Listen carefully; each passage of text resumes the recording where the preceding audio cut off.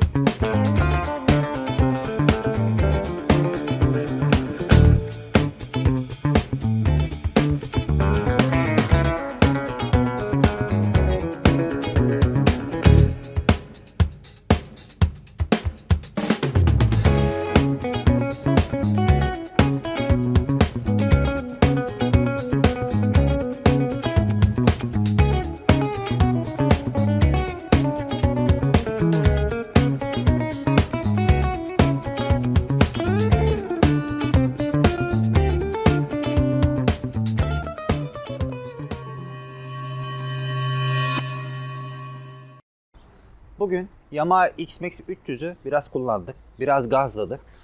Teknik özelliklerini çok fazla anlatmayacağız. Aşağıdan altyazı şeklinde geçebiliriz. Zaten hepimizin bildiği üzere bilindik, keyifli, nelerini sevdik, nelerini sevmedik. Kısaca bunlardan bahsetmek istiyorum size. Şimdi ön tarafa gelmenizi isteyeceğim. Buyurun gelin benimle. Ön tarafın dizaynı aslında klasik Yamaha'nın X-Max çizgilerini rahatlıkla sergiliyor. Değişen ne var diyebiliriz. Çünkü X-Max 400 var, 250 var ki 250 popülerlik konusunda oldukça başarılı. Çizgiler biraz daha böyle sinirli, tam bir Japon havasını andıran bir şekilde olmuş.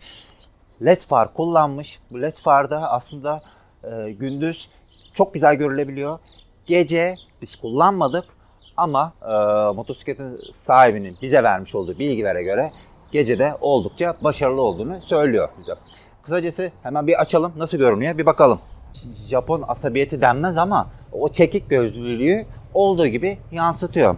İşin enteresan tarafı şurada ortada bir tane üçüncü uzun hüzmeli far mevcut. Gündüz pek bir varlığı tartışılır ama hemen bir bakalım nasıl yanıyor.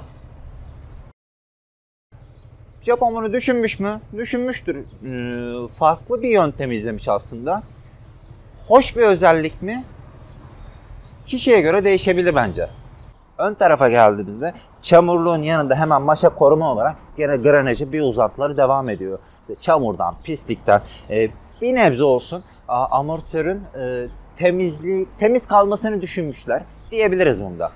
Yamaha kullanıcıları bilirler ki çoğunluğu sert olmasından şikayetçi aslında.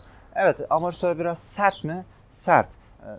Hangi yollara göre tercih edilir? Evet, asfalt dışında biraz değil, biraz fazla tatsız duruma gelebiliyor bu sert amortisör. Konfor konusu tartışılır. Tamamıyla bu scooter'ı tercih eden kişilerin oturuş pozisyonuna bağlı bir şey. Benim gözlemlediğim şu. Ben motosiklete oturduğum zaman scooter'da genelde sandalye tipinde oturur gibi oturmayı tercih ediyorum. Evet, bu şekilde rahat. Çünkü dirseklerim bu şekilde daha rahat ediyor. Fakat arka tarafa geldiğimizde bir süre sonra sırtınız ağrır vesaire başka bir şey düşünün. Arka tarafa yasladığınızda bu iş biraz değişiyor. Neden değişiyor? Kollarınız uzamaya başlıyor. Daha doğrusu uzamaya değil, daha sıkı durmaya başlıyor. Bu da bir süre sonra sizde yorgunluk emarelerinin artmasına sebep oluyor. Ön tarafa baktığımızda gösterge vesaire gayet şık. Nasıl şık? Hem dijital hem analog onların hepsini bir araya koymuşlar. Ayrıyetten size göstergede neler olduğunu anlatacağım. Ama önce şu gidon kontrollerini bir anlatmak istiyorum. Sol tarafta hemen tek tuşla uzun kısa yapabiliyorsunuz. Sinyal ve kornaya ulaşabilmek oldukça rahat. LG'nin sağ tarafına geldiğimizde sağ tarafta da hemen gördüğünüz üzere kill switch butonu ve marş butonu. Hemen bir altında dörtlü flaşör düğmesi yer alıyor. Sağa sola itmek suretiyle bunu devreye geçirebiliyorsunuz. Oldukça kolay, ulaşılabilir. Herhangi bir tehlike anında arkayı uyarmak adına çok kolay bir şekilde ulaşabiliyorsunuz. Altında da sinyal butonu gibi Bir tane daha buton var. Bunda da trip metreye yerleştirmişler. Göstergenin içinde anlık tüketim, işte dış hava sıcaklığı, işte ortalama tüketim, işte kilometresi kaç. Bir de çekiş kontrol mevcut olduğu için çekiş kontrolü açıp kapatmaya yarıyor bu tuş. Anahtar çalıştırma mevcut. Fakat ilk başta biraz karışık geliyor. Neden de? İşte klasik anahtarsız çalıştırma mantığı nedir? Anahtarı cebime alırım. Bir tane butonum olur. Motor açılır, kapatır, çalıştırır bir şekilde basar giderim. Fakat Yamaha bu segmentte işi biraz çetrefilleştirilmiş. İlk başta öğrenmeniz gerekiyor. Daha sonra uygulaması oldukça basit. Örneğin gelirseniz hemen göstereyim. Anahtarsız çalıştırma, zaten anahtar cebimizde, off durumda duruyor. Bastırarak açıyorsunuz. Göstergede bir tane tık işareti geliyor, anahtar işareti. Daha sonra çevirmeye başlıyorsunuz. Gene bastırarak. Şu an motor açık konumda. Ama nesi açık konumda? İşte kilitler vesaire. Onları açabiliyorsunuz. Hemen koltuk açma isterseniz sağ tuşu var. Bu da sol taraftaki cep için. Aynı zamanda tuş şeklinde açabiliyorsunuz. Bu da tabii hoş bir özellik olmuş. Şimdi motoru çalıştırmak istediğimizde kendini hazırlıyor bu şekilde. On ibaresini yazacağız. Şu anda ateşleme vesaire her şey açık. Ve siz motosikletinizi aynı bisikletle nasıl çalıştırıyorsunuz? Bu şekilde de çalıştırabiliyorsunuz. Sele, orta sertlikte, uzun mesafelerde sizi biraz acıtabilir, incitebilir. Ama şehir içi sürüşlerde, orta mesafelerde gayet konforlu. Artçı için. Artçı, evlere şenlik. Yani artçı hakikaten artçı. Yani gel yat modunda o kadar da büyük rahatlığa sahip bence. Şimdi tamam iyi güzel. Mesela hoş, konforlu vesaire. Geldik açalım. Şunu bir open moduna getirdik. Tuşuna basıyoruz. Sele kilidi açıldı. Kaldırdık bunu. Burası sanki bir evinizin arka bahçesiymiş gibi oldukça büyük. Gerek var mıydı? Yok muydu? Çünkü scooterlarda biliyorsunuz bagaj hacmi her zaman bir dert olmuştur. Ekstradan mecbur top case almanız gerekiyor. Fakat Yamaha buna biraz el atmış. Top case ihtiyacı fazla olabilir. Çünkü bu yeterince büyük bir bagaj. Hemen bizim kasklarımızla, Kızılay'ın dağıtmış olduğu kasklarıyla hemen bir denemesini yapalım. 2 tane kask. Şimdi bir tanesini. Gerçi ilk defa koyuyoruz bakalım nasıl diye. Bir tanesini bu şekilde yerleştirdik. Zaten nasıl koyacağınızı şeması içinde de mevcut. Gösteriyor ayrıca. Diğerini de bu şekilde yerleştirdik. Bakalım bizim kapalı kasklar sığıyor mu? Evet. Tatlı sıkı. Ön taraf biraz daha Ama bagaj kapanıyor mu? Bagaj kapanıyor. LED stop grubu mükemmel derecede çalışıyor. Arkadan bir araba geldi, bilmem ne geldi, yok ben senin stopunu görmedim diye bir şey söz konusu değil. Buradaki ledler gündüz bile arkadaki sürücünün, kör bir sürücünün gözüne girecek kadar kuvvetli. Park halinde zaten bu moddaki güneş çarpar halinde bu şekilde. Normal frene bastığımızda oldukça net bir şekilde görülüyor.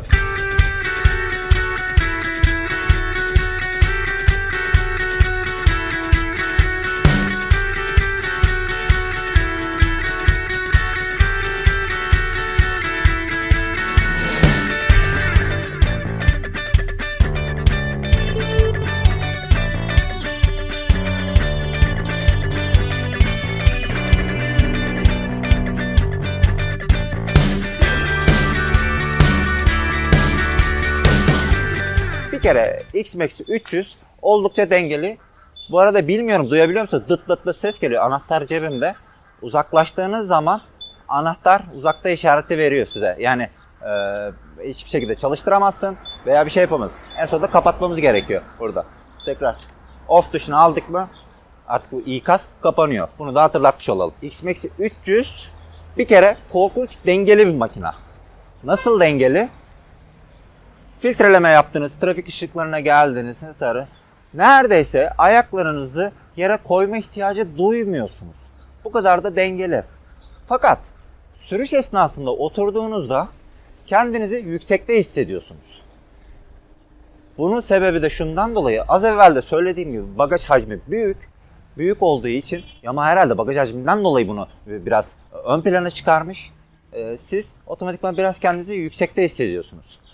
Bu da özellikle virajları alırken lan yatacak mı? Sanki çok hafif yatmalarda bile yukarıda fazla böyle bir dalgalanma hissediyorsunuz. Tutuşta bir sıkıntı var mı? Hayır, yok. Zaten fabrika çıkışı Michelin City Grip'le geliyor olması lazım ki öyle. Onunla geliyor. Oldukça kararlı bir yol tutuşu mevcut.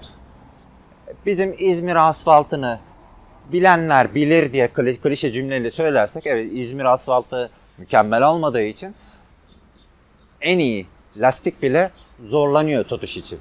Fakat bu motosiklette normal standart bildiğimiz olması gereken asfaltlarda çok güzel bir tutuş sağlıyor. İyi güzel anlatıyoruz. Neyini beğenmedik?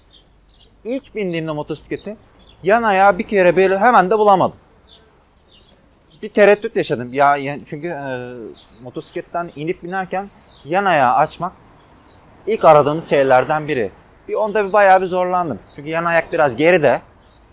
Hemen ilk etapta topuğunuza veya ayak ucunuzda bulamıyorsunuz. Peki titreşim var mı yok mu? Herkesin sorduğu bir soru. Titreşim var mı yok mu? Bu motosiklet, daha doğrusu bu scooter, biliyorsunuz aktarma organı kayışlı ve varyatör sistemine sahip. İlk kalkışlarda bir miktar titreşim var. Bu rahatsız edici midir? Etmemelidir. Bir de titreşim zaten göreceli bir kavram. Bana göre hiçbir sıkıntısı yok. Ama bir başka kullanıcıya göre evet, belki çok makine titriyor vesaire, kalkarken çok silkeliyor, benim canım sıkıyor diyebilir. Ki bunun için bildiğim kadarıyla G-Costa'nın varyatör setleri var. Onunla ilgili biraz daha geliştirebiliyorlar diye bir bilgim vardı. Yaktık, gezdik, dolaştık, indik, çıktık, gazladık. Ne kadar yaktık? Bizim toplam karışıkta 3.1 gösterdi. Sıfırladık, baktık ne kadar yakıyor diyor. 3.1 diye kendi ibaresini gösterdi. Hızlanması, ivmelenmesi güzel. Araçların arasından sollamaya çıkıyorsanız akıcı bir şekilde çıkıyorsunuz. Birden fırlayıp çıkmak yok. Akıcı bir şekilde çıkıyorsunuz. Görevini yerine getiriyor mu? Getiriyor. Tabii bir de beklenti önemli. Martılardan ne bekleriz? Bu aletin sevdiğim, daha doğrusu hoşuma giden bir tarafı da şu oldu. Görkemli, çok ihtişamlı bir şekilde şunun benzin deposu kapağı açılıyor. Açabilirsek tabii. Böyle. Aslında güzel düşünmüşler bunu. Rahat bir şekilde açabiliyorsunuz. Elinizde kaybetmeyin. Bir güzel tarafı da yakıt tabii deposu aşağıda olduğu için. Dolayısıyla ağırlık merkezi de aşağı çekiyor. Bir artı bir katkı daha size. Ön tarafta geldik, ıvır zıvır cep telefonu bilmem ne şunu bunu her şeyi koyuyorsunuz. Sol taraftaki kapakta aynı zamanda USB çakmaklık da mevcut. Oradan hem telefonunuzu çakmak şarjda da şarj edebilirsiniz. Ruhsatı vesaire ıvır zıvır her şeyi koyabilirsiniz. Sağ taraftaki gözde ise böyle dokunmatik. Gelmedi. Biz açalım elimizde.